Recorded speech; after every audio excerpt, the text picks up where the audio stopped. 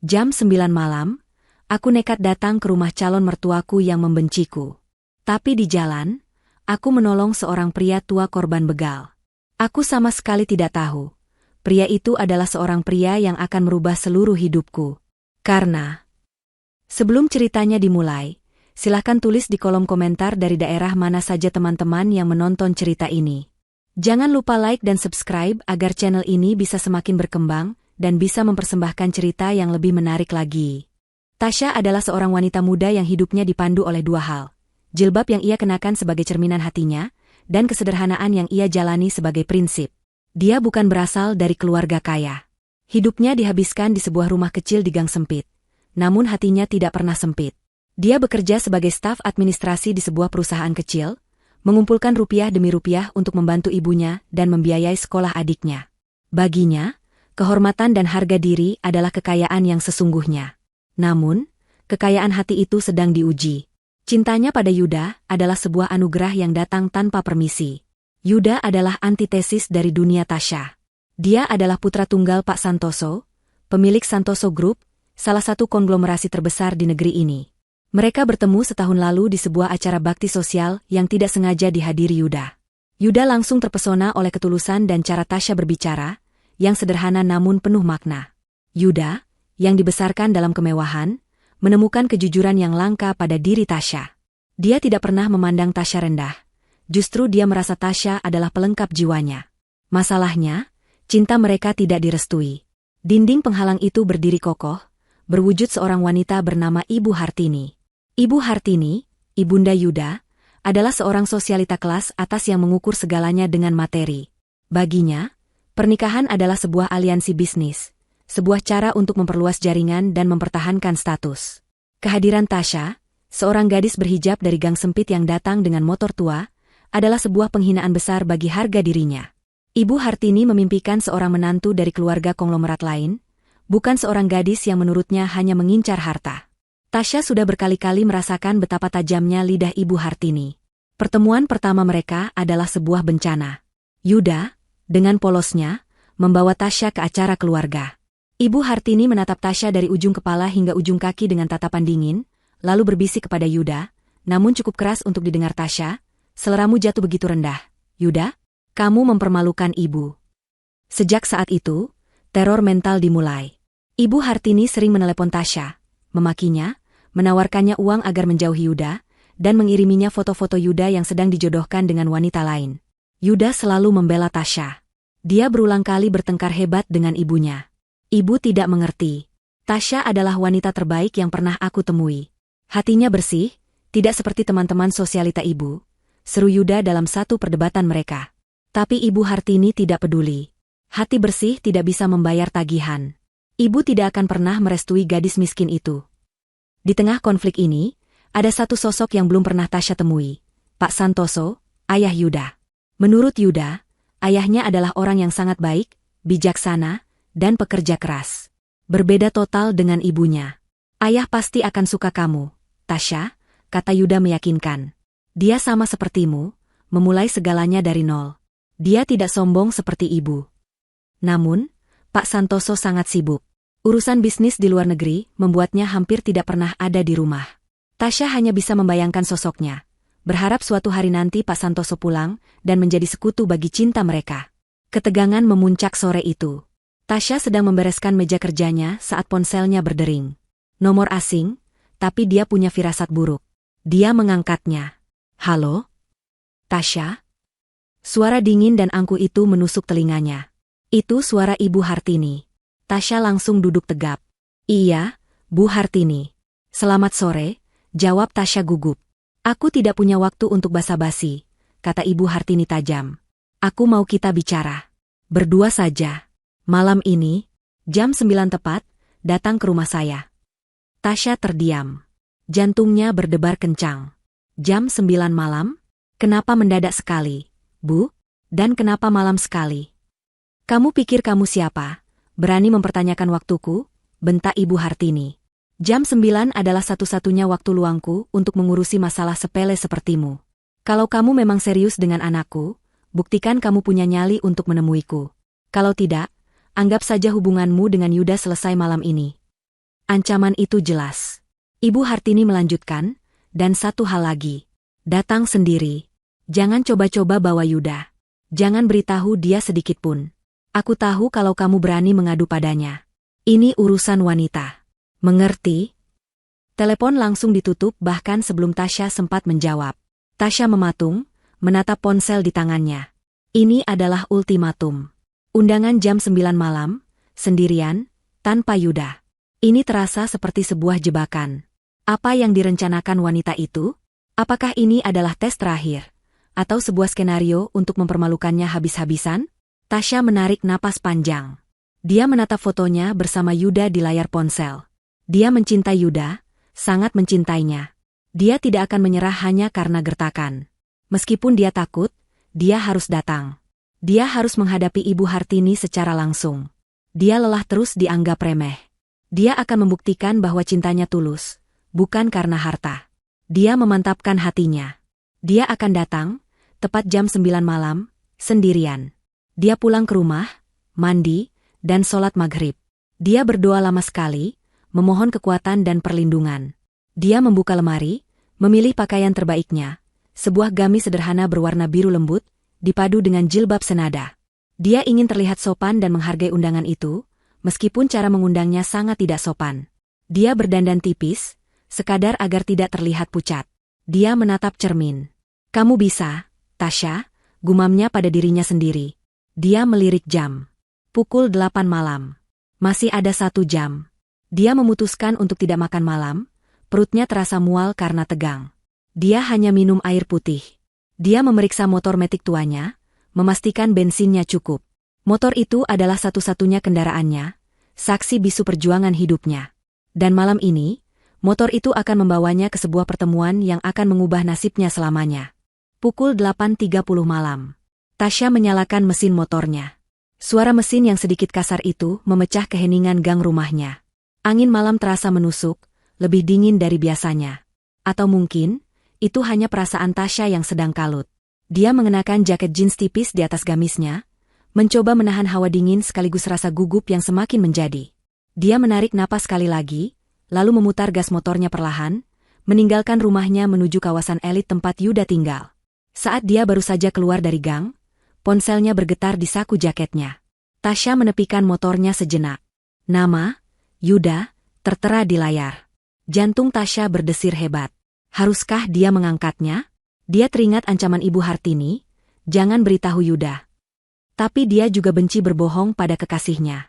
Setelah berpikir sepersekian detik, dia memutuskan untuk mengangkatnya. Dia akan mencoba berbohong seminimal mungkin. Halo, sayang. Kamu di mana? Suara Yuda terdengar hangat dan seperti biasa, penuh perhatian. Aku di rumah. Kok, baru selesai sholat? Bohong Tasya. Suaranya sedikit bergetar. Oh, syukurlah, kata Yuda. Aku cuma mau cek. Perasaanku tidak enak seharian ini. Ibuku aneh sekali hari ini, diam saja tapi tatapannya tajam. Aku takut dia merencanakan sesuatu. Dada Tasya terasa sesak. Yuda sangat peka. Mungkin beliau hanya lelah. Elak Tasya. Mungkin, jawab Yuda, terdengar tidak yakin. Ya sudah, kamu istirahat ya. Jangan lupa kunci pintu. Aku hanya ingin dengar suaramu. Aku mencintaimu, Tasya. Aku juga mencintaimu, Yuda, jawab Tasya, nyaris menangis karena rasa bersalah. Dia segera menutup telepon sebelum Yuda menyadari keanehan dalam suaranya. Bohong ini terasa pahit di lidahnya, tapi dia tidak punya pilihan. Dia harus menghadapi ini sendirian. Tasya melanjutkan perjalanannya. Jalanan Jakarta di malam hari cukup ramai, namun semakin dia bergerak menuju kawasan perumahan elit di selatan, jalanan semakin lengang. Butuh waktu 30 menit untuk sampai di gerbang utama kompleks perumahan. Satpam di pos jaga menatapnya dengan pandangan sedikit meremehkan ketika melihat Tasya, seorang wanita berhijab dengan motor metik tua, menyebutkan alamat kediaman Santoso. Namun, setelah dia menyebutkan namanya dan berkata sudah ada janji, satpam itu akhirnya membukakan palang pintu. Kawasan perumahan itu seperti dunia yang berbeda. Jalanannya mulus, diterangi lampu-lampu taman yang cantik. Rumah-rumah di kiri kanan jalan begitu besar dan megah, seperti istana-istana kecil. Jauh berbeda dengan lingkungan rumahnya. Tasya menelan ludah, mencoba mengenyahkan rasa rendah diri yang tiba-tiba muncul. Dia terus memacu motornya, mengikuti petunjuk arah menuju klaster paling mewah. Rumah Yuda berada di bagian paling ujung, di sebuah jalan buntu yang besar. Tasya melihat jam di dashboard motornya. Pukul 9:07. Dia akan sedikit terlambat jika harus memutar lewat jalan utama klaster. Tiba-tiba dia teringat jalan pintas. Yuda pernah menunjukkannya sekali. Sebuah jalan kecil di samping taman, yang jarang dilewati mobil karena agak gelap, namun bisa memotong waktu tempuh hampir 5 menit. Jalan itu tembus langsung ke dekat rumah Yuda. Mengingat Ibu Hartini sangat ketat soal waktu, Tasya memutuskan mengambil jalan pintas itu. Dia tidak ingin memberi alasan lagi pada wanita itu untuk memarahinya karena terlambat. Dia membelokkan motornya ke jalan kecil yang terbuat dari paving block itu. Jalan itu benar-benar gelap. Seperti yang dia ingat, lampu taman di sini hanya ada beberapa dan jaraknya berjauhan. Rimbunnya pepohonan di kedua sisi jalan membuat suasana semakin sunyi dan sedikit mencekam. Tasya mulai merasa menyesal. Seharusnya dia tetap di jalan utama. Dia menambah kecepatan motornya sedikit, ingin cepat-cepat keluar dari jalanan seram ini. Tiba-tiba, dari jarak sekitar 20 meter di depannya, lampu motor Tasya menyorot sesuatu yang ganjil. Sebuah mobil sedan hitam mewah berhenti dalam posisi yang aneh, sedikit menyerong ke pinggir jalan. Salah satu pintu belakangnya terbuka. Tasya refleks mengurangi kecepatan. Jantungnya mulai berdebar. Apakah itu mobil rusak? Atau, saat motornya semakin dekat, lampu motornya menangkap pemandangan yang membuatnya membeku. Sekitar 10 meter di depan mobil itu, tergeletak sesosok tubuh di atas aspal. Seorang pria. Tasya langsung mengerem mendadak. Motornya berhenti hanya beberapa meter dari pria itu. Dia mematikan mesin motornya. Suasana mendadak hening. Hanya ada suara jangkrik dan deru napas Tasya yang memburu. Apa yang terjadi di sini? Perampokan? Dia mendengar suara rintihan. Tolong, tolong. Suara itu sangat lemah, penuh kesakitan. Hati nurani Tasya seketika mengalahkan rasa takutnya. Dia tidak bisa meninggalkan orang yang butuh bantuan. Dia menyalakan lampu senter di ponselnya, standar motornya, lalu memberanikan diri melangkah mendekat. Pria itu tergeletak miring. Dia adalah seorang pria tua, mungkin berusia akhir 50-an. Dia mengenakan setelan jas yang mahal, tapi kini kotor oleh debu dan tanah. Ada luka robek di pelipis kanannya, darah segar mengalir membasahi wajah dan kemeja putihnya. Lengannya juga tampak terkilir. Dia menatap Tasya dengan mata yang setengah terpejam, menahan sakit. "Pak, Bapak tidak apa-apa?" tanya Tasya panik. Dia berjongkok di samping pria itu. Dia tidak mengenali pria ini. Saya dirampok, diserang." Rintih pria itu. "Mereka memukul kepala saya, tas kerja saya diambil." Tasya melihat sekeliling. Jalanan itu sepi, tidak ada orang lain. Dia melihat ke mobil pria itu. Aneh. Pria itu masih memakai jam tangan mewah di pergelangan tangannya. Dompetnya juga terlihat sedikit menyembul dari saku celananya. Perampok macam apa yang hanya mengambil tas kerja dan membiarkan barang berharga lainnya? Tapi Tasya tidak punya waktu untuk menganalisis. Pria ini terluka parah. Dia butuh pertolongan medis segera. "Bapak harus ke rumah sakit," kata Tasya. Dia melihat jam di ponselnya. Pukul 9:15. Dia sudah terlambat parah untuk pertemuannya dengan Ibu Hartini. Masa bodoh, pikir Tasya. Pertemuan itu bisa menunggu. Nyawa orang ini jauh lebih penting. "Bapak bisa bangun?" "Saya bantu." Tasya mencoba merangkul bahu pria itu, mencoba membantunya berdiri. Tapi pria itu terlalu berat. "Arg, kaki saya tidak bisa berdiri." Erang pria itu, wajahnya pucat pasi. Tasya panik. Dia tidak mungkin mengangkat pria ini ke motornya. Dia harus mencari bantuan lain. "Tunggu di sini, Pak. Saya cari bantuan." Tasya berlari kencang ke ujung jalan pintas itu, menuju jalan raya utama kompleks. Dia berharap ada mobil patroli keamanan, atau setidaknya taksi yang lewat. Beruntung, dari kejauhan dia melihat lampu sebuah taksi. Tasya berlari ke tengah jalan, melambaikan tangannya sekuat tenaga, berteriak. Taksi itu berhenti. "Mbak, kenapa malam-malam?" "Tolong, Pak, ada yang kecelakaan. Dirampok." "Cepat," potong Tasya. Sopir taksi itu, melihat kepanikan Tasya, segera mengikutinya. Mereka berdua bergegas kembali ke tempat pria tua itu. Dengan susah payah, Tasya dan sopir taksi memapah pria itu masuk ke jok belakang taksi. "Ke rumah sakit terdekat, Pak. Yang paling dekat." "Tolong cepat," kata Tasya, suaranya bergetar. Dia ikut masuk ke taksi, duduk di samping pria itu. Motor saya, tolong tinggalkan saja dulu di sana. Nanti saya ambil. Ini darurat, kata Tasya kepada sopir taksi, yang langsung mengangguk dan tancap gas. Di dalam taksi, pria tua itu mulai kehilangan kesadaran. Tasya mengambil sapu tangan bersih dari tasnya dan menekan pelan luka di kepala pria itu, mencoba menghentikan pendarahan. Pria itu menatapnya dengan tatapan terakhir yang penuh rasa terima kasih, sebelum matanya akhirnya tertutup rapat. Dia pingsan. Tasya memegang tangannya, terus berdoa agar pria asing ini selamat. Dia sama sekali tidak tahu bahwa pria yang baru saja ia selamatkan adalah Pak Santoso, orang yang paling ia harapkan restunya. Taksi melesat membelah malam.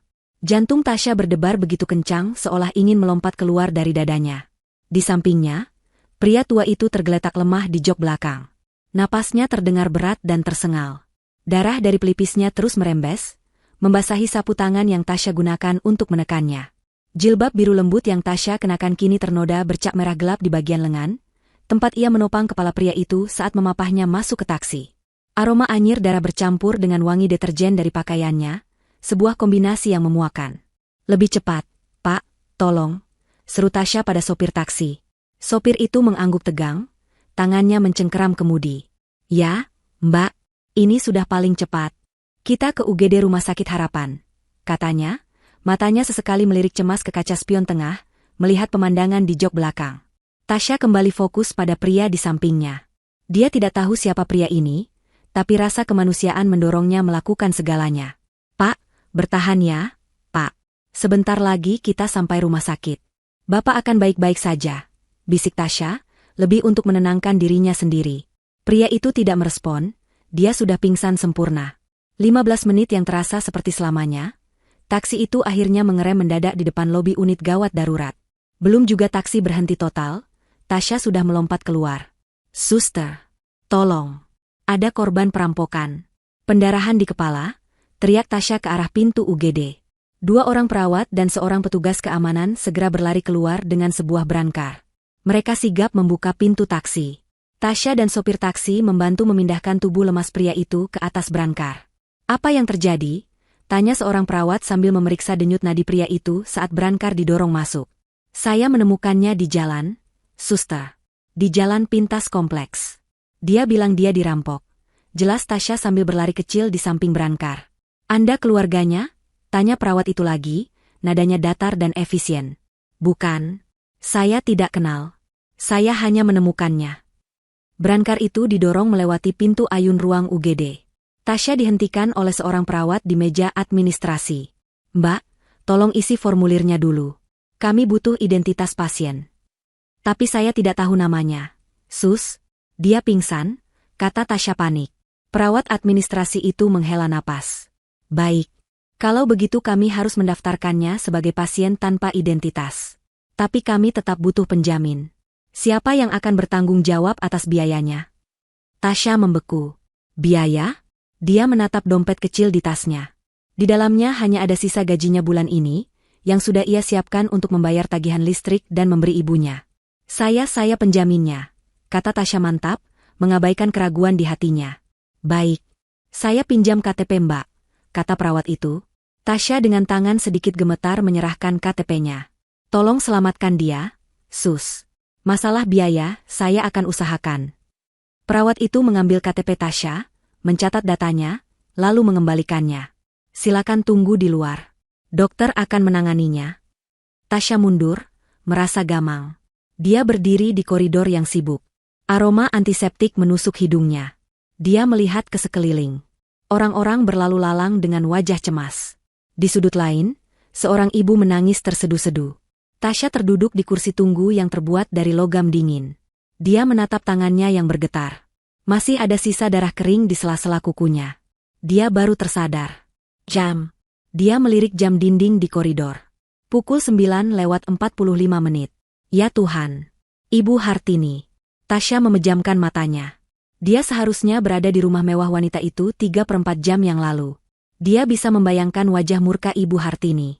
Wanita itu pasti mengira Tasya pengecut, tidak berani datang. Dia pasti sedang menertawakan Tasya, menganggapnya tidak punya nyali. Seluruh skenario penghinaan yang mungkin terjadi di rumah itu, kini berganti dengan skenario yang lebih buruk. Ibu Hartini akan memiliki amunisi baru untuk menghancurkan hubungannya dengan Yuda. Dia akan berkata pada Yuda bahwa Tasya adalah gadis tidak bertanggung jawab, tidak bisa menepati janji, dan tidak menghargai waktu. Kepalanya pusing. Dia ingin sekali menelepon Yuda, menjelaskan semuanya. Dia merogoh tasnya, mencari ponsel. Layar ponselnya gelap. Baterainya habis.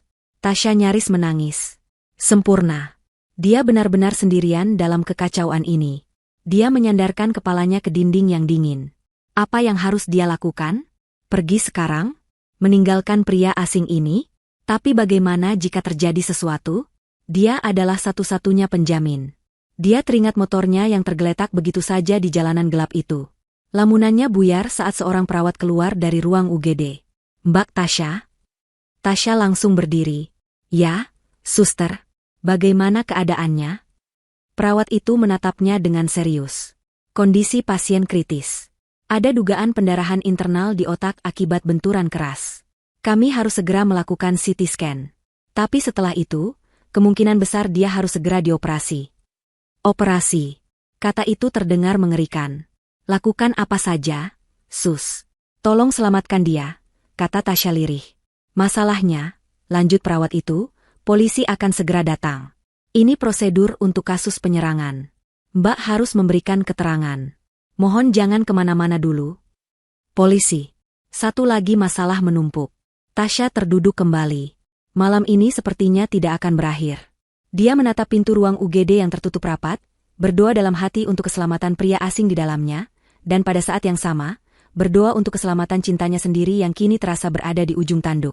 Dia telah memilih menyelamatkan nyawa orang lain, tapi dia sangat takut pilihan itu harus dibayar mahal dengan kehilangan Yuda.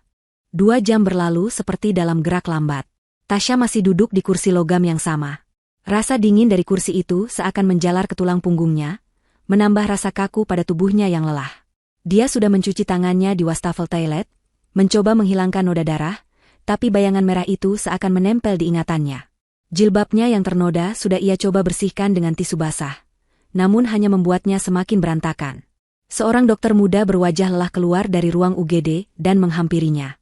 Mbak Tasya, penjamin pasien tanpa identitas? Ya, dok.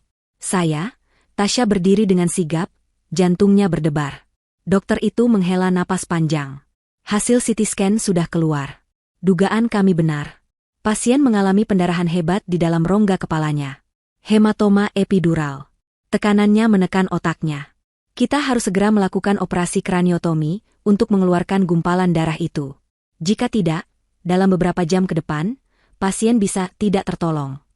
Tasya menelan ludah yang terasa pahit. Operasi. Ya, dan kami butuh persetujuan. Masalahnya, kami tidak bisa menghubungi keluarganya. Pasien tidak membawa identitas apapun saat diperiksa, kata dokter itu. Tapi, dok, saya sudah bilang. Saya bukan keluarganya. Saya hanya menemukannya. Ulang Tasya, suaranya bergetar. Dokter itu menatapnya dengan tatapan tajam namun penuh pengertian. Saya tahu, Mbak Tasya. Tapi ini situasi darurat. Kami terikat prosedur. Kami tidak bisa mengoperasi tanpa persetujuan tertulis. Dalam kondisi seperti ini, Anda yang membawanya, Anda yang mendaftarkannya sebagai penjamin. Secara hukum sementara, Anda adalah wali daruratnya. Mata Tasya membulat. Jadi, maksud dokter?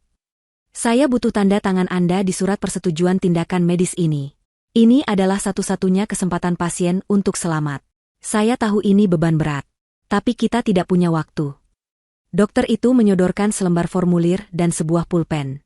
Tasya menatap kertas itu. Tangannya gemetar hebat. Menandatangani ini berarti dia bertanggung jawab atas apapun yang terjadi selama operasi. Bagaimana jika operasinya gagal? Bagaimana jika pria itu meninggal di meja operasi? Dia akan terlibat dalam masalah yang jauh lebih besar. Dia hanya seorang staf administrasi biasa. Bagaimana dia bisa mengambil keputusan hidup dan mati seseorang? Dia teringat wajah kesakitan pria itu. Rintihannya meminta tolong. Dia teringat ajaran ibunya, bahwa menolong orang tidak boleh setengah-setengah. Bismillah, gumam Tasya pelan. Dia mengambil pulpen itu dari tangan dokter. Dengan satu tarikan napas mantap, dia menandatangani formulir itu di atas nama Tasya. Terima kasih, Mbak, kata dokter itu, terlihat lega. Kami akan melakukan yang terbaik. Mohon doanya. Dokter itu segera berbalik dan menghilang di balik pintu ruang operasi. Tasya kembali terduduk. Kakinya terasa lemas. Dia baru saja membuat keputusan terbesar dalam hidupnya. Belum sempat dia mengatur napas, dua orang pria berseragam polisi menghampirinya. "Permisi, Mbak Tasya Kamila?" "Ya, Pak. Saya," jawab Tasya, suaranya serak. "Kami dari kepolisian sektor terdekat. Kami mendapat laporan dari rumah sakit mengenai pasien korban penyerangan. Kami perlu mengambil keterangan Anda sebagai saksi pertama," kata polisi yang lebih tua. Selama hampir 30 menit, Tasya menceritakan ulang kejadiannya. Di mana dia menemukan pria itu, jam berapa, bagaimana kondisinya, dan apa yang dikatakannya. Polisi yang lebih muda mencatat di buku catatan. "Jadi, Mbak tidak melihat pelaku?" "Tidak, Pak. Jalanan itu sangat sepi. Saya datang, pria itu sudah tergeletak." Polisi yang lebih tua mengangguk-angguk. "Ini kasus yang aneh," gumamnya. "Aneh bagaimana, Pak?" tanya Tasya. "Menurut laporan perawat, dompet dan jam tangan mewah korban masih utuh. Tidak ada yang diambil," kata polisi itu. "Mbak bilang korban menyebut tas kerjanya yang diambil."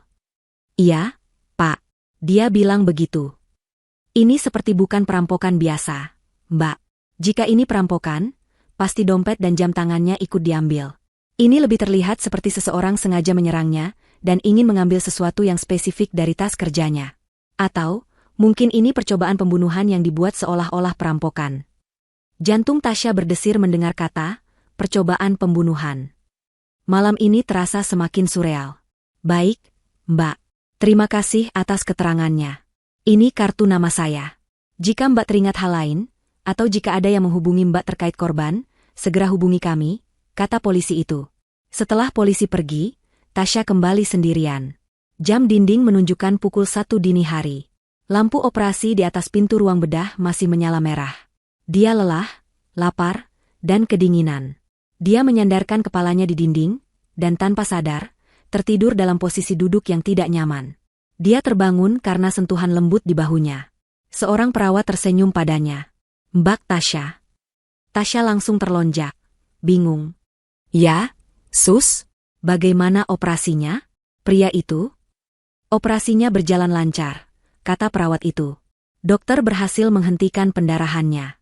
Pasien sekarang dipindahkan ke ruang ICU untuk observasi intensif. Dia belum sadar, tapi kondisinya sudah stabil." Air mata lega menggenang di pelupuk mata Tasya. "Alhamdulillah. Mbak sudah melakukan hal yang hebat malam ini," kata perawat itu tulus. "Sebaiknya Mbak pulang dan beristirahat. Biar kami yang menjaga pasien. Ini KTP Mbak." "Oh ya, ini, ada sedikit noda. Maaf." Perawat itu mengembalikan KTP Tasya. Tasya menerimanya. Pukul 2:30 pagi. Dia harus pulang. Dia berjalan keluar rumah sakit. Udara dini hari terasa menusuk. Dia harus mengambil motornya. Dia memesan ojek online, menumpang mengisi daya ponselnya sebentar di pos satpam rumah sakit hanya untuk bisa memesan. Ojek itu mengantarnya kembali ke jalan pintas yang gelap. Motornya, syukurlah, masih ada di sana, terparkir di pinggir jalan seperti saksi bisu dari semua drama yang terjadi. Dia membayar ojek, lalu menyalakan motornya. Perjalanan pulang terasa sangat panjang. Pikirannya kosong. Dia sampai di rumahnya hampir pukul 3 pagi. Ibunya sudah tertidur pulas. Dia masuk ke kamarnya pelan-pelan, tidak ingin membangunkan siapapun. Dia melempar tasnya ke lantai dan merebahkan dirinya di kasur, masih dengan pakaian yang ia kenakan. Dia terlalu lelah untuk berganti baju. Dia lelah secara fisik, mental, dan emosional. Dia telah menyelamatkan nyawa seorang pria asing, berurusan dengan polisi, dan mengambil keputusan operasi yang mengerikan. Saat itulah dia teringat ponselnya. Dia meraih tasnya, mengambil ponsel yang sudah sedikit terisi daya tadi. Dia menyalakannya. Begitu ponsel itu hidup, layarnya langsung dibanjiri notifikasi. Jantungnya mencelus. 20 panggilan tak terjawab dari Yuda. 15 panggilan tak terjawab dari Ibu Hartini. Matanya terpaku pada deretan panggilan tak terjawab itu, rasa takut yang baru dan lebih dingin menjalari tubuhnya. Lalu, sebuah notifikasi pesan baru muncul di bagian paling atas layar. Dari Ibu Hartini. Tasya membukanya dengan tangan gemetar. Pesan itu singkat, dingin, dan menusuk. "Dasar perempuan tidak tahu diri. Tidak punya nyali. Permainanmu selesai. Jangan pernah temui Yuda lagi." Tasya terbangun dengan kaget. Suara adzan subuh samar-samar terdengar dari masjid di ujung gang. Badannya terasa remuk redam, setiap sendi di tubuhnya menjerit sakit. Dia tertidur hanya sekitar 1 jam, masih dalam balutan gamis dan jilbab yang kotor, yang kini sudah mengering kaku dengan noda darah pria asing itu. Kepalanya pusing luar biasa, campuran antara kelelahan, kurang tidur, dan stres yang memuncak. Dia meraih ponselnya di lantai. Layarnya menyala, dan pesan singkat dari Ibu Hartini kembali terpampang di sana, seperti sebuah vonis yang tidak bisa diganggu-gugat. Permainanmu selesai. Jangan pernah temui Yuda lagi. Pesan itu, dibaca dalam keheningan pagi buta, terasa 100 kali lebih menyakitkan. Kepanikan dingin menjalari perutnya. Apa yang harus dia lakukan? Apa Ibu Hartini sudah menelepon Yuda? Apa yang wanita itu katakan pada anaknya? Pasti Ibu Hartini memutarbalikkan fakta, mengatakan bahwa Tasya adalah pengecut yang tidak berani menepati janji. Dada Tasya terasa sesak. Dia tidak bisa membiarkan ini terjadi. Ini bukan hanya soal cintanya pada Yuda, ini soal harga dirinya. Dia tidak bersalah. Dia melakukan hal yang benar semalam. Dia tidak bisa membiarkan perbuatan baiknya malah menjadi senjata untuk menghancurkannya. Dia harus menjelaskan. Dia harus bertemu Ibu Hartini. Atau setidaknya, dia harus bicara pada Yuda. Dia mencoba menelepon Yuda. Panggilan pertama, nada sambung. Panggilan kedua, nada sambung. Panggilan ketiga, langsung dialihkan ke kotak suara. Jantung Tasya mencelos. Apakah Yuda mematikannya? Atau, apakah Ibu Hartini yang mematikannya? Dia bergegas bangun. Dia tidak bisa menunggu. Dia harus pergi ke rumah itu sekarang juga. Dia harus meluruskan semuanya. Dia mandi secepat kilat, air dingin itu sedikit membantu menjernihkan kepalanya yang pusing. Dia menggosok kulitnya kuat-kuat, seolah ingin menghilangkan jejak malam yang mengerikan itu. Saat dia keluar dari kamar mandi, ibunya sudah terbangun, sedang menyiapkan sarapan sederhana di dapur. Loh, Tasya, semalam kamu pulang jam berapa? Ibu tidak dengar suaramu, tanya ibunya, menatap putrinya dengan cemas. Tasya terdiam. Dia melihat ke kamar mandi, ke gamis birunya yang teronggok di keranjang cucian kotor, noda darah itu terlihat jelas. Ibunya pasti akan melihatnya. Aku pulang sangat malam, Bu. Ada urusan mendadak. Bohong Tasya. Ibunya berjalan mendekat, tatapannya penuh selidik. Urusan apa sampai selarut itu? Kamu baik-baik saja, Nak? Wajahmu pucat sekali. Tasya tidak bisa menahannya lagi. Dia memeluk ibunya erat, air matanya tumpah. Ibu, aku takut, bisiknya. Takut kenapa? Nak? Cerita sama ibu, kata ibunya, mengelus punggung putrinya. Tasya menceritakan semuanya. Tentang undangan jam 9 malam, tentang pria yang ia tolong, tentang rumah sakit, tentang operasi, dan tentang pesan ancaman Ibu Hartini pagi ini. Dia tidak menceritakan detail operasinya, hanya bahwa dia harus menunggu sampai pagi. Wajah ibunya berubah dari cemas menjadi tegar. Ibunya melepaskan pelukan mereka, memegang kedua bahu Tasya. Dengarkan ibu, Tasya. Kamu tidak melakukan kesalahan apapun. Kamu menyelamatkan nyawa orang. Itu perbuatan mulia. Kalau mereka, orang-orang kaya itu, tidak bisa melihatnya, itu masalah mereka, bukan masalahmu. Tapi Ibu Hartini akan memfitnahku di depan Yuda, Bu. Dia akan bilang aku pembohong, isak Tasya. Maka kamu harus katakan yang sejujurnya, kata ibunya tegas. Sekarang, pakai baju yang rapi. Sarapan sedikit. Lalu temui mereka. Kalau Yuda benar-benar mencintaimu, dia akan percaya padamu, bukan pada ibunya. Dan kalaupun dia tidak percaya, berarti dia memang bukan laki-laki yang pantas untukmu. Nasihat ibunya seperti suntikan kekuatan. Tasya menghapus air matanya. Ibunya benar. Dia tidak boleh lari. Dia harus menghadapi ini. Dia memakai pakaian terbaiknya yang lain, sebuah gamis polos berwarna krem dan jilbab senada.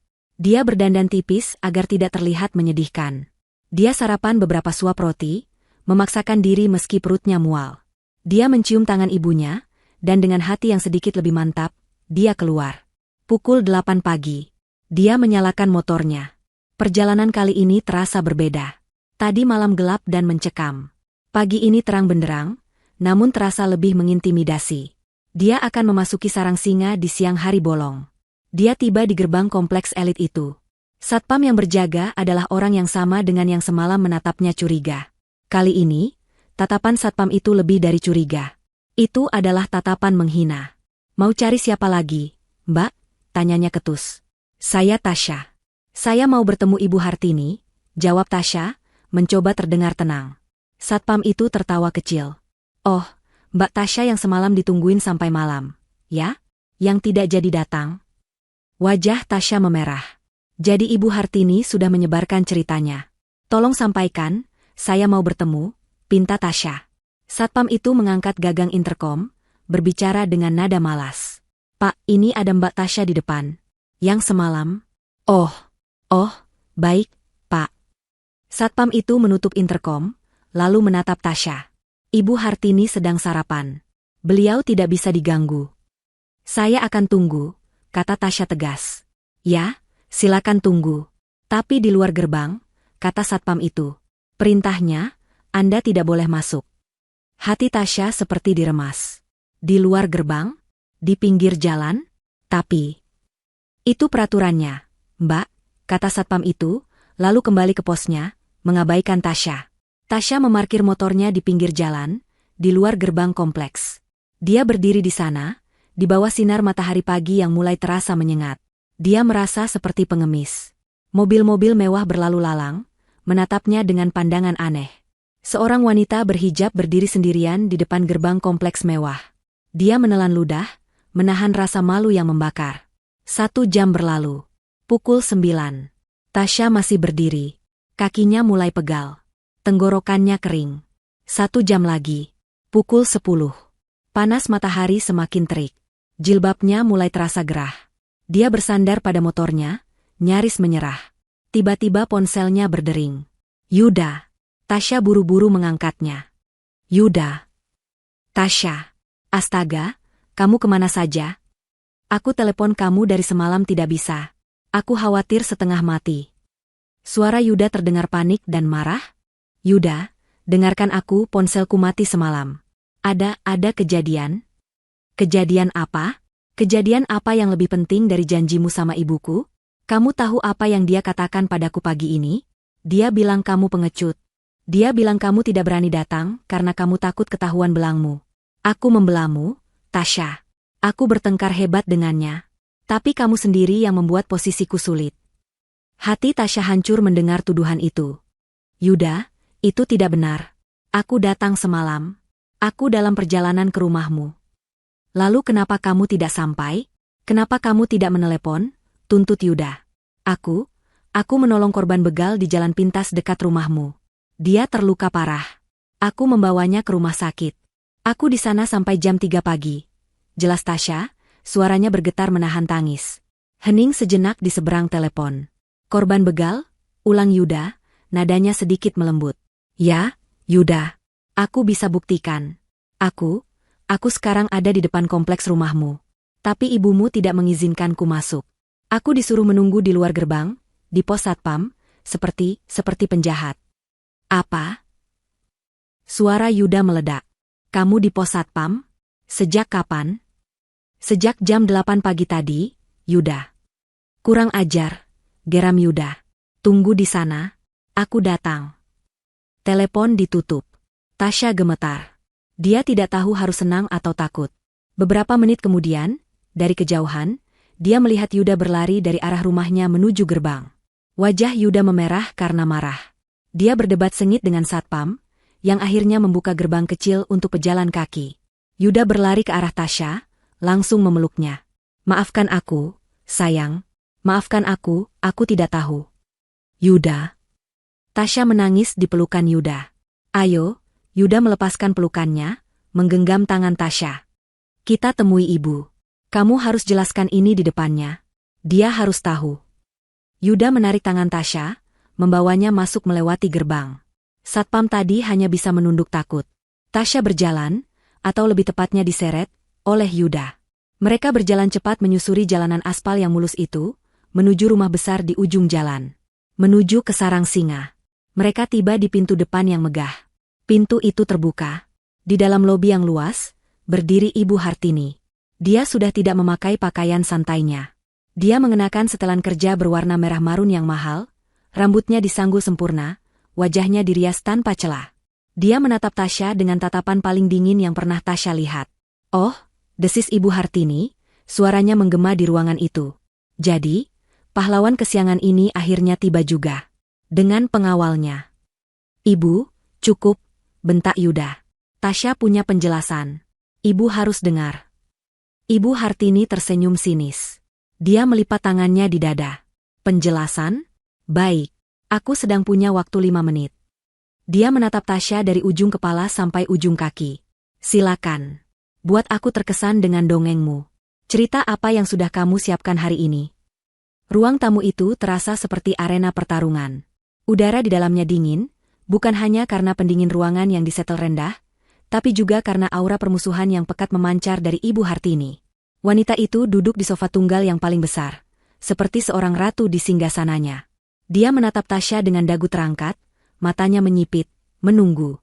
Yuda berdiri di samping Tasya, menggenggam erat tangan kekasihnya, seolah ingin menyalurkan kekuatan. "Tasya, jelaskan pada ibu. Ceritakan semua yang kamu alami semalam," kata Yuda, suaranya terdengar tegang. Tasya menelan ludah. Dia menatap lurus ke mata Ibu Hartini. "Selamat pagi, Bu Hartini. Maafkan saya." "Tidak perlu basa-basi," potong Ibu Hartini, suaranya tajam. "Langsung ke bagian di mana kamu mengarang cerita." Wajah Yuda mengeras. "Ibu, aku mohon." Tasya menarik napas. "Semalam, saya dalam perjalanan ke sini untuk memenuhi undangan ibu, tepat sebelum jam 9. Saya lewat jalan pintas di samping taman, untuk menghemat waktu." "Jalan pintas," cibir Ibu Hartini. "Sudah kuduga. Hanya orang rendahan yang mencari jalan pintas."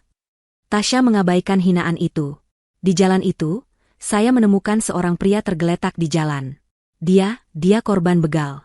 Kepalanya bocor, berdarah banyak sekali. Dia terluka parah." "Oh, ya? Korban begal? Di kompleks perumahan paling aman di Jakarta? Cerita yang menarik," kata Ibu Hartini, senyum sinisnya semakin lebar. "Saya tidak berbohong, Bu." Suara Tasya mulai bergetar. Dia minta tolong. "Saya tidak mungkin meninggalkannya. Saya menghentikan taksi dan membawanya ke UGD Rumah Sakit Harapan." Ibu Hartini tertawa. Bukan tawa riang, tapi tawa dingin yang mengejek. "Hahaha, Rumah Sakit Harapan? Luar biasa. Kamu sudah menyiapkan alibimu dengan sangat detail, ya? Kamu pikir aku bodoh? Kamu pikir aku akan percaya cerita sinetron murahan seperti itu?" "Itu bukan cerita," seru Tasya, air matanya mulai menggenang. "Saya di sana sampai jam 3 pagi. Pria itu harus dioperasi. Pendarahan di otak. Saya bahkan harus menandatangani surat persetujuan operasinya, karena dia tidak membawa identitas dan saya yang membawanya." "Luar biasa." Ibu Hartini bertepuk tangan pelan, sarkasmenya begitu kental. "Jadi sekarang kamu bukan cuma pacar anakku, kamu juga seorang pahlawan? Seorang wali darurat? Kamu sungguh multitalenta, Tasya. Aktingmu hebat sekali." "Ibu." Yuda tidak tahan lagi. "Kenapa ibu jahat sekali? Kenapa ibu tidak bisa percaya? Lihat Tasya. Dia kelelahan. Dia ketakutan." "Aku jahat?" Ibu Hartini berdiri. Dia berjalan mendekati Tasya, menatapnya tajam, hanya berjarak 1 jengkal. Tasya bisa mencium aroma parfum mahal yang memabukkan. "Kamu tahu apa yang jahat, Yuda? Yang jahat adalah perempuan ini. Dia memanipulasimu. Dia tahu dia tidak pantas untukmu. Dia tahu semalam aku akan mengakhiri sandiwara ini. Dia takut. Jadi dia sengaja tidak datang. Dan sekarang dia datang dengan cerita sedih ini, berakting sebagai korban, sebagai pahlawan, agar kamu semakin kasihan padanya." "Tidak. Itu tidak benar." Tangis Tasya akhirnya pecah. Dia tidak menyangka Ibu Hartini bisa sekejam ini, memutarbalikkan fakta semudah itu. "Oh, ya? Mana buktinya?" tantang Ibu Hartini. "Mana pria yang kamu tolong itu? Mana dokter yang kamu temui? Kamu punya apa? 0, 0. Kamu hanya punya air mata buaya." Saya bisa telepon rumah sakit." Tasya merogoh tasnya, mencari ponsel. Saya punya." Dia teringat. Pakaiannya yang bernoda darah. "Baju saya, Bu. Baju yang saya pakai semalam. Penuh darah pria itu. Ada di rumah saya." "Baju penuh darah." Ibu Hartini menaikkan satu alisnya. "Gampang sekali. Kamu bisa saja menyiramnya dengan saus tomat. Atau mungkin kamu terluka saat jatuh dari motor bututmu itu? Aku tidak peduli dengan dongengmu. Ibu Hartini kembali ke mejanya, membuka laci, dan mengeluarkan sesuatu. Sebuah buku cek dan pulpen. Dia menulis beberapa angka dengan cepat, merobek lembaran cek itu, lalu berjalan kembali ke arah Tasya. Dia melemparkan cek itu ke atas meja kopi di depan Tasya. Cek itu mendarat dengan ringan di atas permukaan kaca. Apa ini, Bu? Tanya Yuda, suaranya serak. Itu, kata Ibu Hartini, adalah harga untuk sebuah cerita yang bagus. Sekaligus ongkos diam. Tasya menunduk. Dia bisa membaca angka yang tertulis di sana. 1 miliar rupiah. Mata Tasya membulat. Perutnya mual. Ambil itu, Tasya, kata Ibu Hartini, suaranya kini tenang namun mematikan. Anggap itu sebagai upahmu. Upah karena sudah berakting dengan baik. Upah untuk korban begal, imajinasimu itu. Dan upah untukmu, agar kamu pergi sejauh mungkin dari kehidupan anakku. Ambil uang itu, dan jangan pernah muncul lagi di depan kami. Ini adalah penghinaan tertinggi. Seluruh tubuh Tasya bergetar hebat. Ibu Hartini tidak hanya menghina cintanya, dia tidak hanya menuduhnya pembohong. Dia baru saja menampar wajah Tasya dengan uang, menganggap perbuatan tulusnya menyelamatkan nyawa orang lain hanya seharga 1 miliar rupiah. Ibu. Yuda terdengar putus asa. Ibu sudah gila. Tasya mengangkat wajahnya. Air mata mengalir deras di pipinya. Dia menatap cek itu, lalu menatap Ibu Hartini. Dia menemukan sisa-sisa kekuatan terakhirnya. Saya tidak butuh uang Ibu, kata Tasya, suaranya bergetar namun jelas. Oh, jangan munafik. Semua orang sepertimu butuh uang, desis Ibu Hartini. Saya mungkin miskin, Bu Hartini, lanjut Tasya. Saya mungkin tidak punya apa-apa dibandingkan Ibu. Tapi saya punya sesuatu yang Ibu tidak punya. Apa itu? Kebodohan? Harga diri, jawab Tasya. Cinta saya tidak bisa dibeli. Ketulusan saya tidak bisa Ibu nilai dengan uang. Dan perbuatan saya menolong orang lain semalam, itu murni karena kemanusiaan. Ibu boleh menghina saya. Ibu boleh menuduh saya pembohong. Tapi saya tidak akan pernah mengambil uang itu. Tasya menyeka air matanya dengan kasar. Dia menatap Yuda, yang menatapnya dengan pandangan campur aduk antara sakit hati, kagum, dan putus asa. Yuda, maafkan aku. Aku tidak bisa, lirihnya. Dia berbalik, tidak lagi sanggup berada di ruangan itu. Dia berjalan cepat menuju pintu keluar. Tasya, tunggu, teriak Yuda, hendak mengejarnya. Biar dia pergi, Yuda, perempuan itu. Bentak Ibu Hartini. Berhenti. Sebuah suara baru terdengar di ruangan itu. Suara yang berat, serak, dan penuh wibawa, meskipun terdengar lemah. Langkah Tasya terhenti. Yuda membeku. Ibu Hartini menoleh kaget ke sumber suara. Di puncak tangga marmer yang megah, berdiri seorang pria. Dia mengenakan jubah mandi sutra, memegangi pegangan tangga dengan satu tangan. Kepalanya diperban tebal, persis di bagian pelipis kanan. Wajahnya pucat dan tampak bengkak di beberapa bagian. Dia berjalan tertatih-tatih, satu langkah demi satu langkah menuruni tangga. Jantung Tasya serasa berhenti berdetak. Matanya membelalak. Dia mengenal pria itu. Dia sangat mengenali wajah itu, meskipun kini dalam kondisi yang berbeda. Itu adalah pria yang dia tolong di Jalan Pinta semalam. Pria yang pingsan di pangkuannya.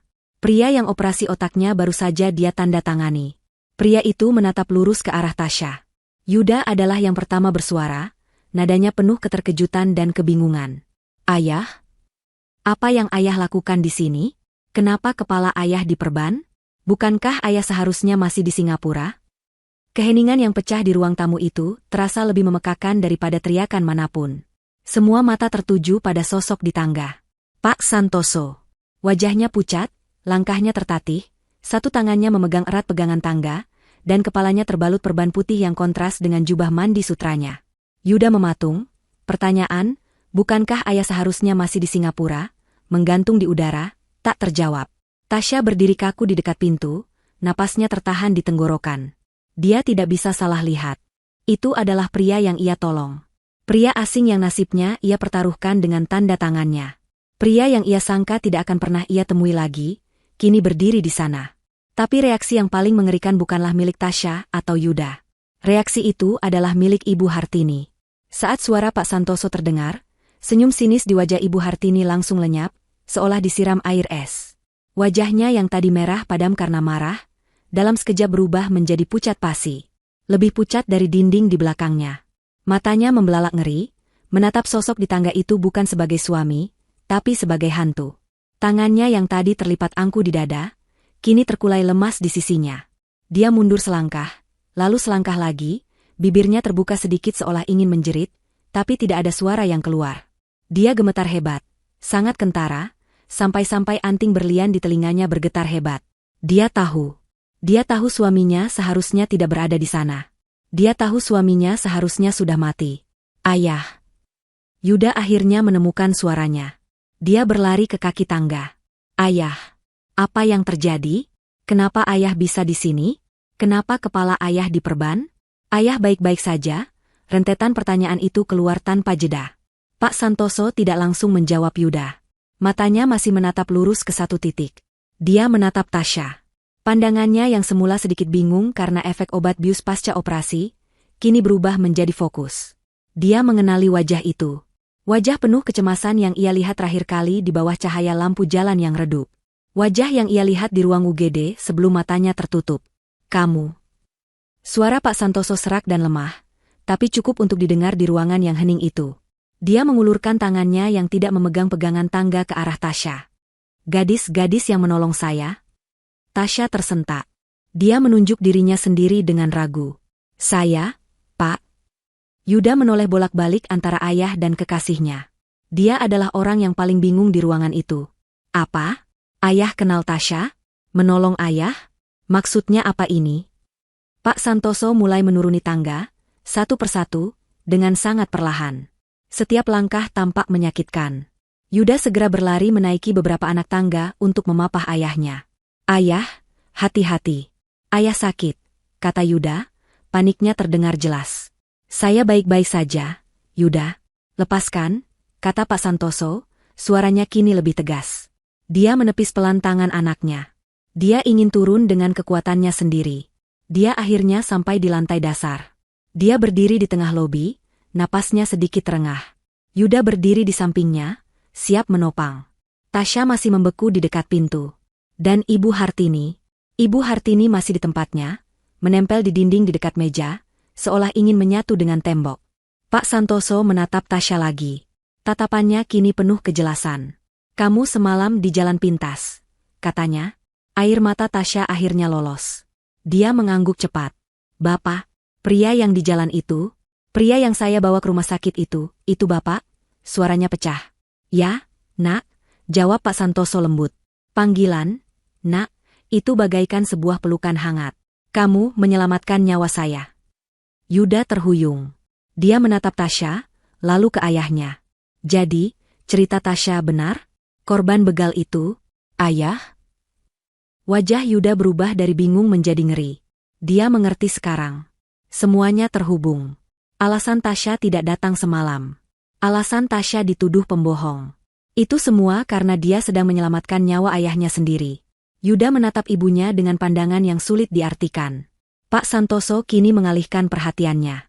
Dia berjalan pelan melewati Yuda. Tatapannya kini terkunci pada istrinya. Ibu Hartini tersentak saat tatapan mereka bertemu. Hartini, kata Pak Santoso. Suaranya rendah dan dingin, tidak ada lagi kehangatan di sana. Kenapa? Kenapa kamu terlihat sangat ketakutan melihat suamimu pulang? Mas Santoso aku. Ibu Hartini tergagap. Dia tidak bisa merangkai kata. Aku kaget. Kaget melihatmu luka. Kaget melihatku luka? Atau kaget melihatku hidup? Tanya Pak Santoso, setiap katanya seperti sebuah tamparan. Apa maksudmu, Mas? Tentu saja aku. Cukup, bentak Pak Santoso, suaranya tiba-tiba menggelegar, membuat semua orang terkejut. Dia meringis sedikit, memegangi kepalanya yang berdenyut. Saya pulang diam-diam dari Singapura. Saya sengaja tidak memberitahumu. Saya ingin memberimu kejutan. Saya ingin membicarakan sesuatu. Dia berhenti sejenak, mengatur napas. Tapi sepertinya saya yang mendapat kejutan. Kejutan yang sangat hebat. Dia menceritakan kejadiannya. Saya mendarat semalam. Saya menyetir sendiri dari bandara.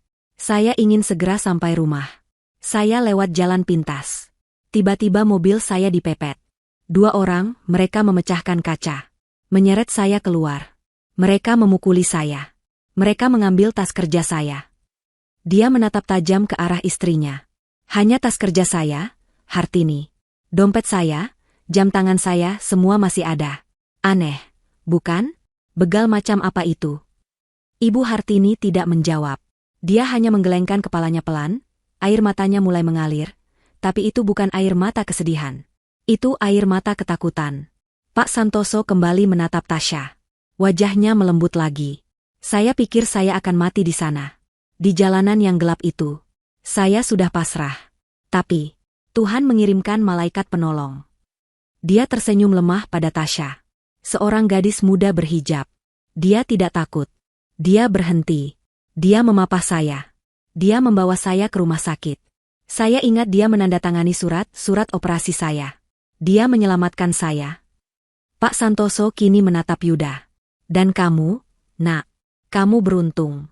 Kamu mendapatkan wanita paling berani dan paling tulus di dunia ini. Yuda menatap Tasya, matanya berkaca-kaca. Tasya, maafkan aku. Maafkan aku meragukanmu. Dan kamu, Hartini, Pak Santoso berbalik lagi ke istrinya. Wanita yang kamu hina. Wanita yang kamu usir. Wanita yang kamu lempar dengan cek ini. Dia melihat cek di atas meja kopi. Adalah orang yang sama. Ibu Hartini ambruk. Dia jatuh terduduk di lantai, tangisnya meledak. Tidak mungkin. Kamu seharusnya. Dia menghentikan kata-katanya. Tapi sudah terlambat. Mata Pak Santoso menyipit. Seharusnya apa, Hartini? Tanyanya, suaranya sangat berbahaya. Seharusnya aku apa? Seharusnya aku mati? Ibu Hartini hanya menangis histeris, menggeleng-gelengkan kepalanya tanpa bisa berkata-kata. Dia tahu semuanya sudah berakhir. Rencananya tidak hanya gagal. Rencananya gagal dengan cara yang paling ironis dan menghancurkan. Tepat di puncak ketegangan itu, bel rumah berbunyi. Bukan bunyi bel yang sopan. Bunyinya ditekan berkali-kali, panjang, dan penuh otoritas. Seorang asisten rumah tangga berlari tergopoh-gopoh membuka pintu. Beberapa detik kemudian, 2 orang polisi berseragam masuk ke lobi. Di belakang mereka, berjalan seorang pria berwajah tegas mengenakan kemeja batik. Tasya mengenalinya. Itu adalah detektif yang semalam mengambil keterangannya di rumah sakit. Detektif itu menatap sekeliling ruangan. Dia melihat Pak Santoso yang diperban, Yuda yang kebingungan, Tasya yang ketakutan, dan terakhir, Ibu Hartini yang terduduk menangis di lantai. Detektif itu mengangguk singkat. Selamat pagi. Maaf mengganggu waktu sarapan Anda. Dia berjalan mendekat ke arah Ibu Hartini. Ibu Hartini Santoso? Ibu Hartini mendongak. Wajahnya basah oleh air mata dan ketakutan. Detektif itu mengeluarkan sebuah surat dari sakunya. Kami di sini untuk menjemput Anda. Anda ditahan atas dugaan perencanaan pembunuhan berencana terhadap suami Anda, Bapak Santoso. Suara detektif itu, kita sebut saja Detektif Bintoro, terdengar tenang dan profesional. Namun kata-katanya menghantam ruang tamu itu seperti bom. Perencanaan pembunuhan berencana. 2 kata itu menggema, jauh lebih mengerikan daripada begal atau perampokan. Apa? Yuda adalah yang pertama bereaksi. Dia melesat maju, berdiri di antara detektif dan ibunya. Bapak jangan sembarangan bicara. Ini tidak mungkin. Ini pasti salah paham. Ayah, bilang pada mereka, Ayah, ini tidak mungkin. Mata Yuda beralih dari detektif ke ayahnya, mencari pembelaan. Tapi Pak Santoso hanya berdiri diam. Wajahnya kaku, matanya terpejam sejenak, seolah sedang menyerap rasa sakit dari kenyataan pahit itu. Dia tidak membantah. Dia tidak membela istrinya. Dalam diamnya, Yuda menemukan jawaban yang paling ia takuti. Detektif Bintoro menatap Yuda dengan tenang.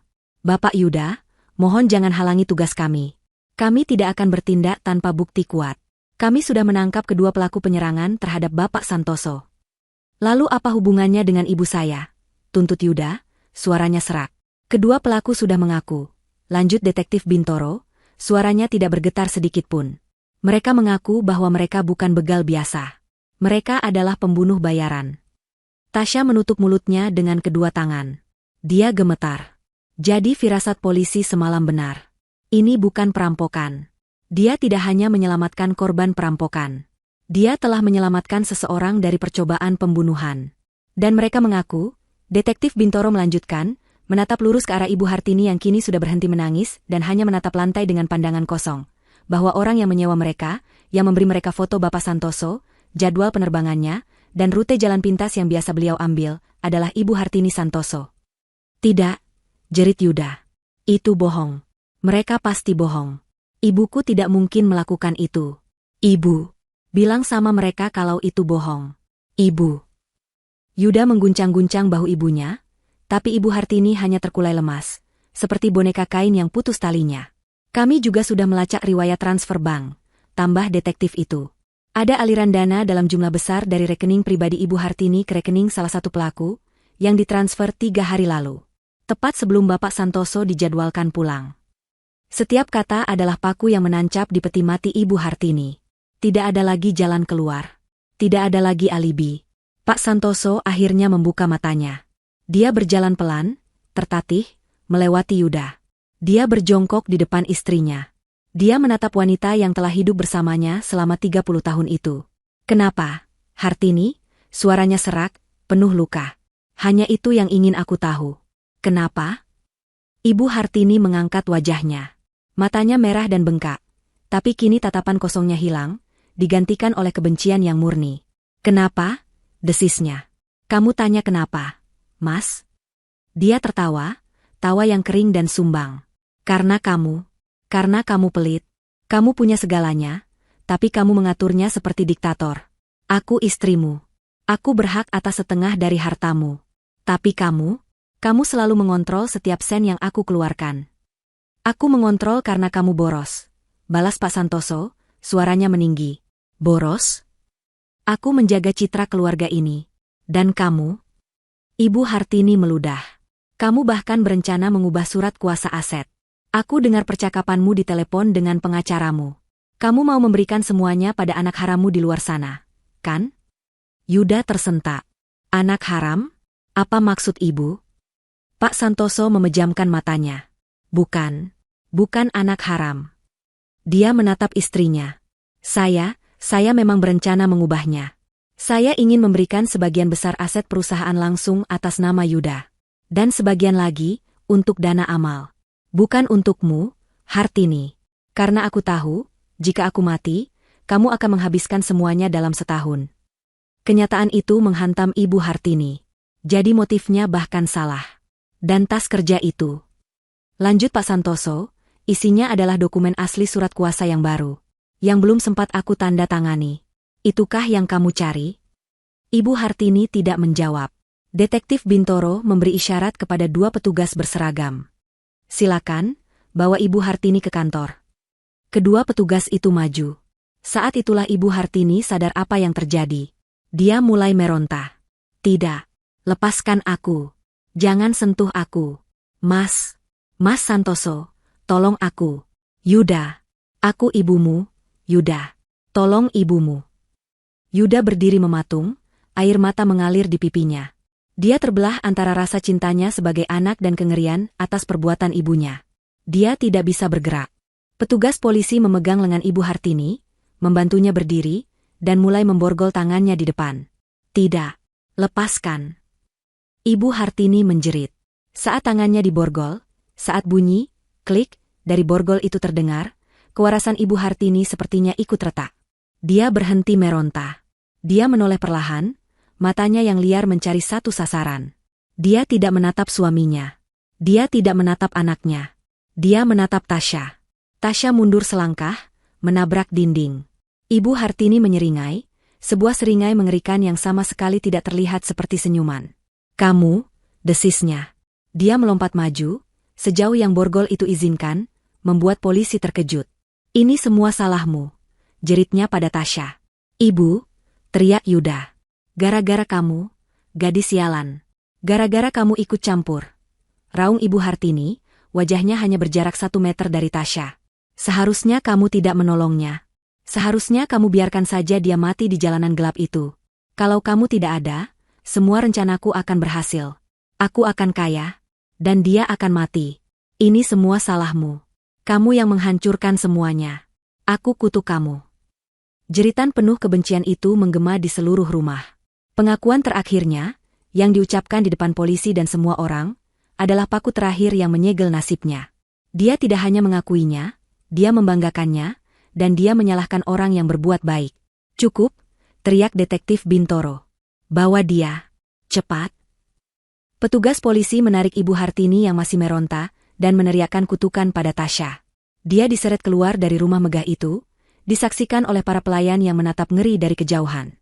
Pintu depan tertutup, dan keheningan yang tersisa jauh lebih berat daripada sebelumnya. Suara pintu depan yang ditutup oleh petugas polisi terdengar, seperti bantingan palu hakim, mengakhiri sebuah era. Di lobi yang megah itu, yang beberapa saat lalu dipenuhi oleh jeritan kebencian dan pengakuan yang mengerikan, kini tercipta sebuah kekosongan yang hampa. Jeritan terakhir Ibu Hartini yang menyalahkan Tasya masih terngiang-ngiang di telinga mereka bertiga. Yuda adalah yang pertama bergerak, tapi gerakannya tidak terkontrol.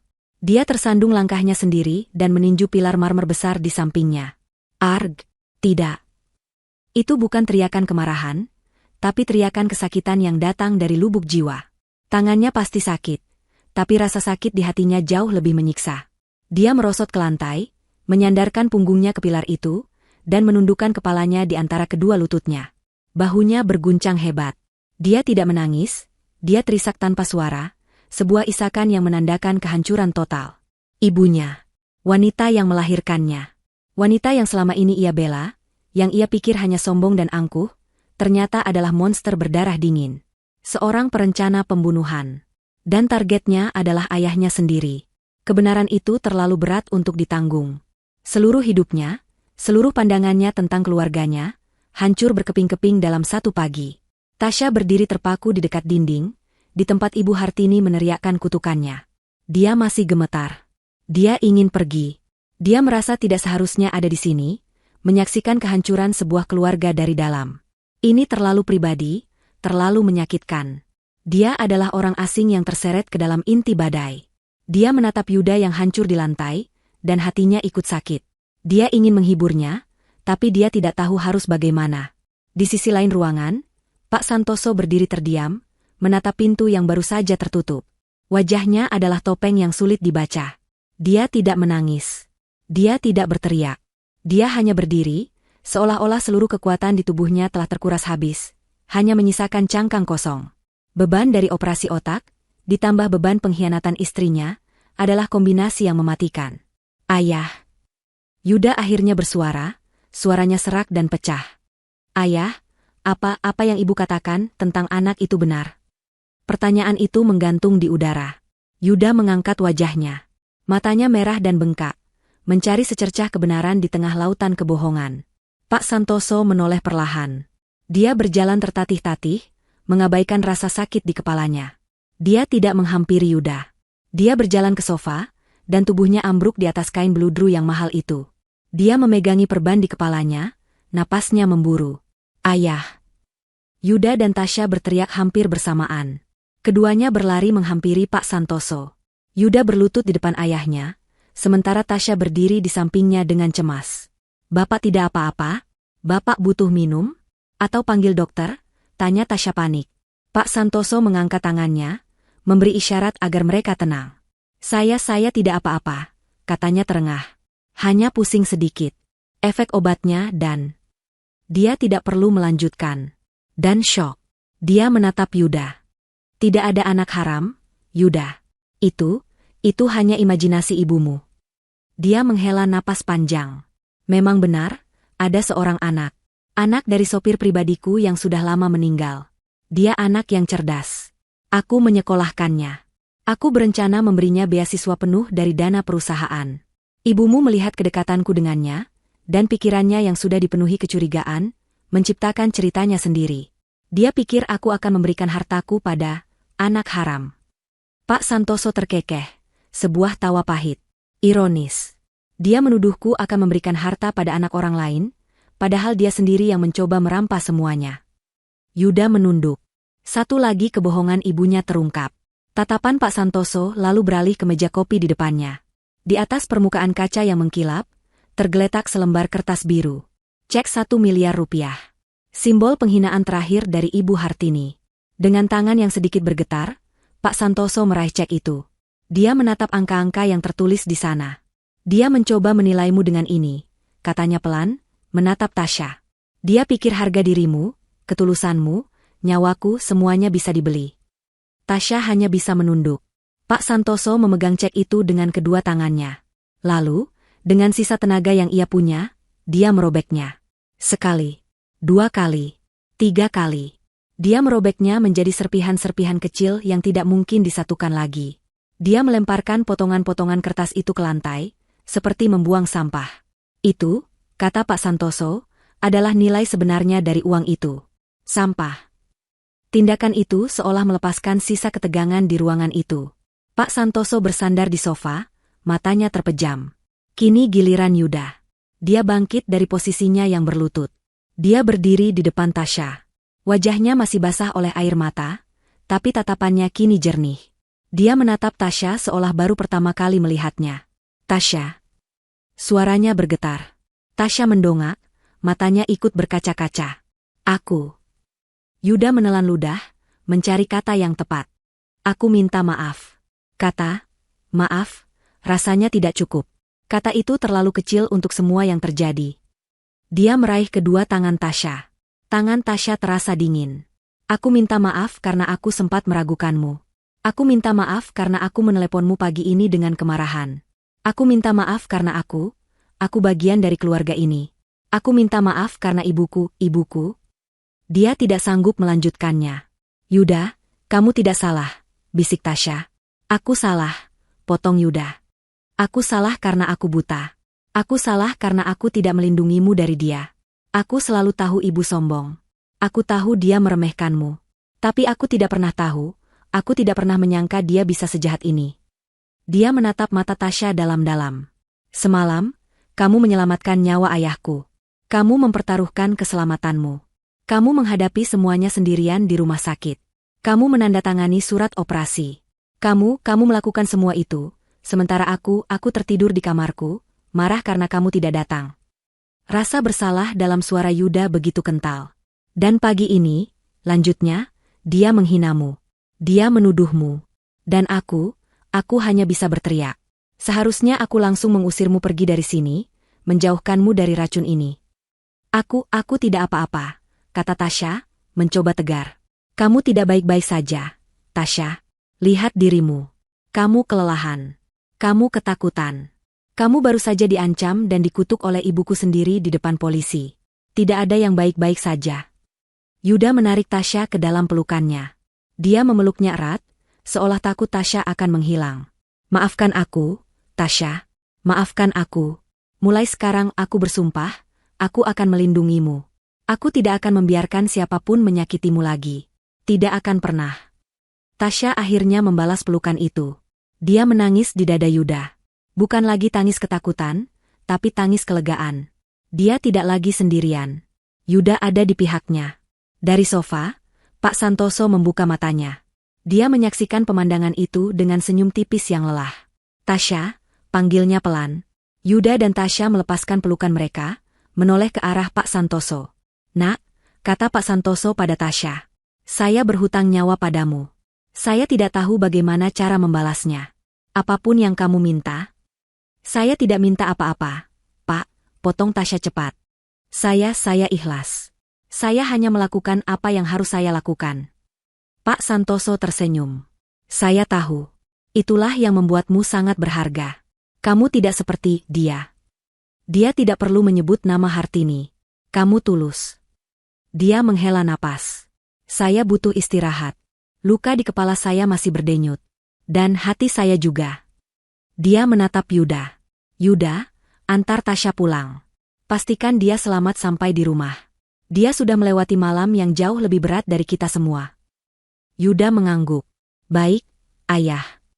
Dan Tasya, Pak Santoso menatapnya lagi, matanya kini serius. Pulanglah. Beristirahatlah. Kamu pasti lelah. Temui ibumu, tenangkan dia. Tapi besok atau lusa, saat kamu siap, saya ingin kamu datang lagi.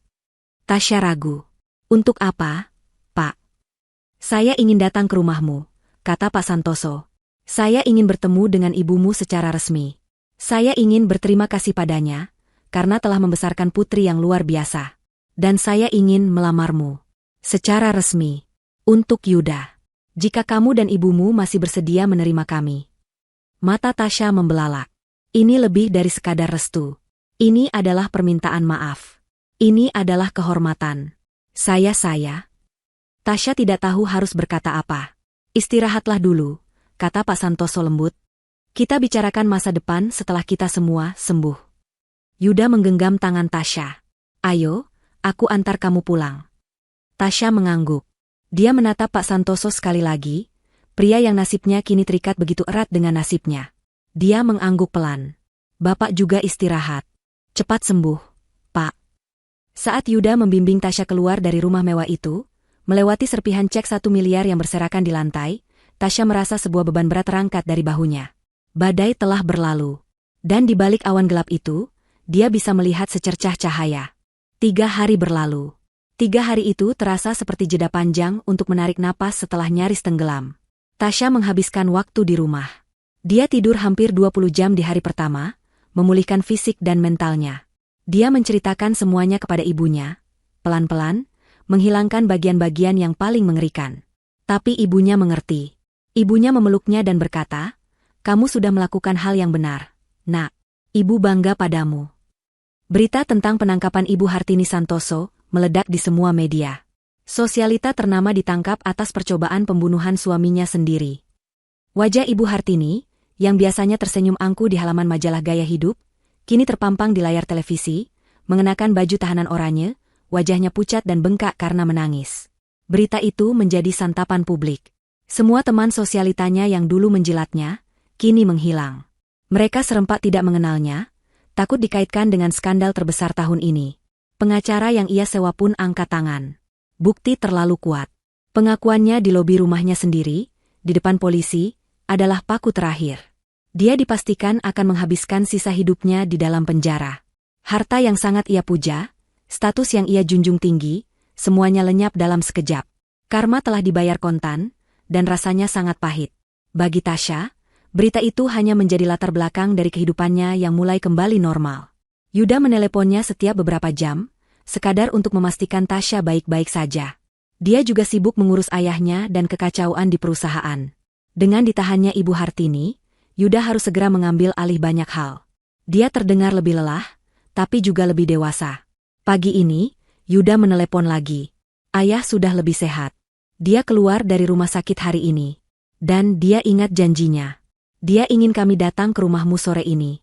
Apa boleh? Hati Tasya berdebar. Tentu saja boleh, Yuda. Ini bukan lamaran seperti yang kamu bayangkan, kata Yuda cepat. Ini hanya permintaan maaf resmi.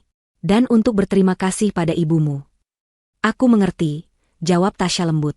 Sore itu, gang sempit di depan rumah Tasya mendadak heboh. Sebuah sedan hitam mewah, bukan lagi mobil taksi atau motor butut, berhenti di ujung gang. Pak Santoso, yang masih mengenakan perban tipis di kepalanya tapi sudah memakai kemeja batik rapi, keluar dari mobil. Di sampingnya, Yuda membawa sebuah keranjang buah besar.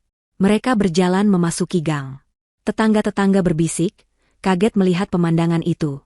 Tasya dan ibunya sudah menunggu di teras rumah mereka yang sederhana. "Assalamualaikum," kata Pak Santoso, suaranya terdengar ramah. "Waalaikumsalam," jawab Ibu Tasya, mempersilakan mereka masuk. Rumah Tasya sangat kecil dibandingkan satu kamar mandi di rumah Pak Santoso. Tapi rumah itu bersih, rapi, dan hangat. Mereka duduk di ruang tamu sederhana, di atas kursi kayu. Pak Santoso menatap Ibu Tasya. "Ibu," katanya, suaranya tulus. "Saya Santoso, ayahnya Yuda." "Saya tahu, Pak. Silakan diminum," kata Ibu Tasya, menunjuk teh hangat yang sudah ia siapkan. "Terima kasih," kata Pak Santoso. Dia tidak langsung minum. Dia menatap Ibu Tasya dengan rasa hormat yang dalam. "Saya kesini pertama-tama, saya ingin minta maaf." Ibu Tasya mengerutkan kening. "Minta maaf untuk apa, Pak?" "Saya minta maaf atas nama mantan istri saya. Atas semua hinaan, semua kata-kata kasar, dan semua perlakuan buruk yang telah dia berikan kepada putri Anda, Tasya." Ibu Tasya menatap Tasya, lalu kembali menatap Pak Santoso. "Itu sudah berlalu, Pak." "Bagi Anda mungkin sudah berlalu," kata Pak Santoso. "Tapi bagi saya, itu adalah hutang kehormatan. Dan kedua, lanjutnya, saya datang untuk berterima kasih. Dia menatap Tasya, lalu ke ibunya. Ibu telah membesarkan seorang putri yang luar biasa. Seorang pahlawan sejati. Tasya tidak hanya menyelamatkan nyawa saya dari pembunuh bayaran. Dia menyelamatkan saya dari pengkhianatan yang paling dalam. Ketulusannya, keberaniannya itu adalah cerminan dari didikan ibu. Air mata menggenang di pelupuk mata ibu Tasya. Dia tidak pernah menyangka akan mendengar pujian seperti itu. Saya berhutang nyawa pada putri Anda, kata Pak Santoso. Dan hutang nyawa tidak bisa dibayar dengan uang. Dia menoleh ke Yuda. Yuda mengangguk, lalu meletakkan sebuah map tebal di atas meja. Apa ini, Pak? Tanya Tasya. Tasya, kata Pak Santoso. Saya tahu kamu tulus. Saya tahu kamu tidak mengharapkan imbalan apapun. Justru karena itulah, kamu pantas mendapatkannya. Mantan istri saya mencoba menyuapmu dengan cek 1 miliar. Saya di sini tidak untuk menyuapmu. Saya di sini untuk berinvestasi. Tasya dan ibunya saling pandang, bingung. Saya sudah mencari tahu tentangmu, kata Pak Santoso. Saya tahu kamu bekerja keras untuk keluargamu. Di dalam map itu, adalah akta sebuah rumah baru di komplek yang layak. Tidak jauh dari sini, atas nama ibumu. Anggap itu sebagai tempat peristirahatan beliau. Ibu Tasya tersentak. Pak, kami tidak bisa. Tolong, Bu. Biarkan saya melakukan ini, kata Pak Santoso. Dan yang kedua, dia mengeluarkan dokumen lain. Ini adalah surat pengalihan aset. Sebagian kecil saham perusahaan yang seharusnya menjadi hak mantan istri saya. Saham itu kini saya alihkan atas namamu, Tasya. Pak. Tasya kaget bukan main. Saya tidak mengerti bisnis. Saya tidak.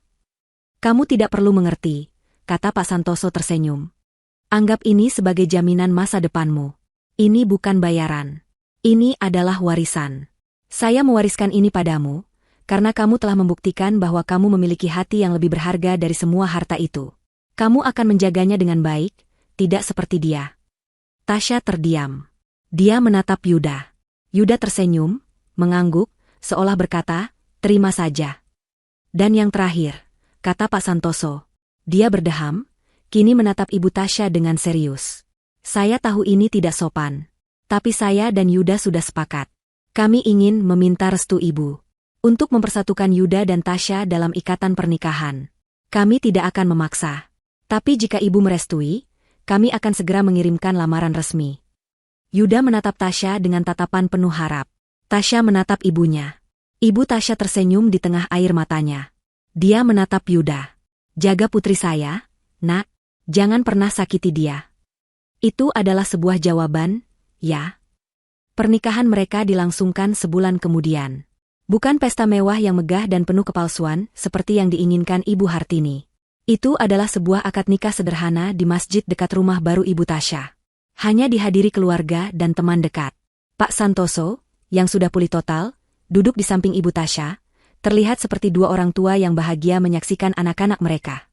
Saat Tasya mencium tangan Yuda setelah ijab kabul, dia menatap suaminya. Pria yang cintanya ia perjuangkan. Di belakang Yuda, ia melihat Pak Santoso tersenyum tulus. Tasya tahu, hidupnya telah berubah. Bukan karena harta atau saham yang ia dapatkan. Tapi karena dia telah membuktikan bahwa ketulusan hati, keberanian untuk menolong, dan harga diri, adalah kekayaan yang sesungguhnya. Dan di dunia yang kadang terasa kejam, perbuatan baik tidak pernah sia-sia. Kebaikan akan selalu menemukan jalannya kembali, dalam bentuk restu dan kebahagiaan yang tidak ternilai harganya.